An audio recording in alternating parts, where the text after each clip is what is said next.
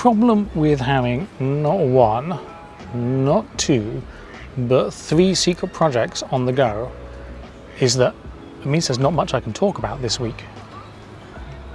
I spent the whole of last week switching between the 3 different projects and doing hardly any pen plots.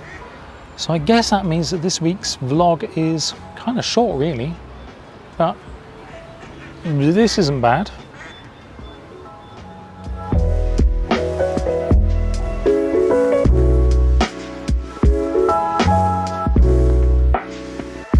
One thing I did do though was update my pen plotting code. So this isn't rolled out onto the website yet, but see this here is my pen plotting tool. And there's the larger shade lines. So here we go, and then here's all the settings over here. So recently I added a thing called displacement. So you can see the settings here, displacement. And what that does is, well, it applies a displacement map to it. So you can see that's displaced quite a lot, and I can change how rough that is or not rough. But the point is that these circles are all lots of tiny little lines. There's lots and lots of points there. So when they get distorted, they get distorted quite smoothly. But these lines, only the start point and the end point get distorted and moved around. So you end up with all these straight lines here. And it's even more pronounced if I change these segments all the way down to like squares or something like that. So you can see it's just the endpoints. So what I've finally done is I've added this decimate setting just over here. And if I turn that on, then I can start setting these things to actually break up. See, that's not broken up. I can break it up a little bit and then more and more and more and more and more. And now it's split this line here, all of these lines, into lots of smaller lines. So the displacement map actually applies over them, giving them a much better curve. This isn't a great example of it, but it is something I have done. So I'm really pleased with that. That's my week's update. Oh, actually one more thing.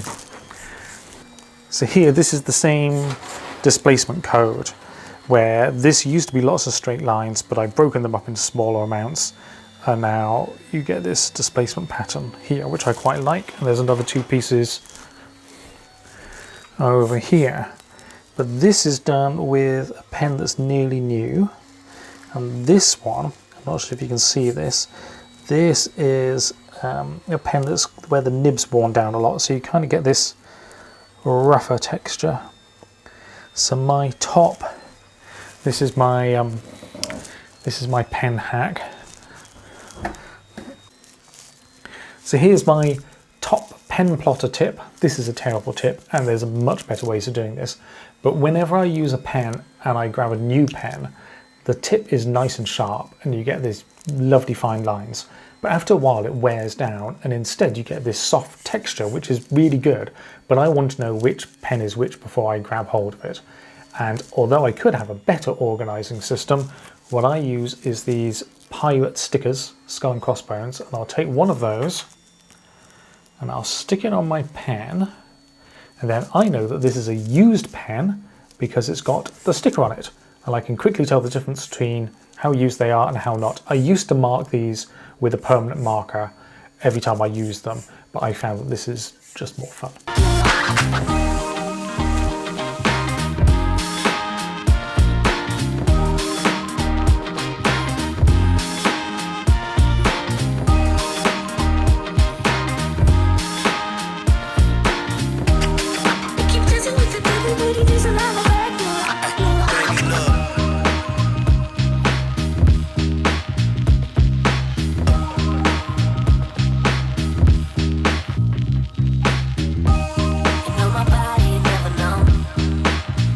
Finally, I managed to get all my pictures up. Well, these aren't actually all my pictures, but I managed to get a whole bunch of pictures up on the wall from other pen plotter artists over here and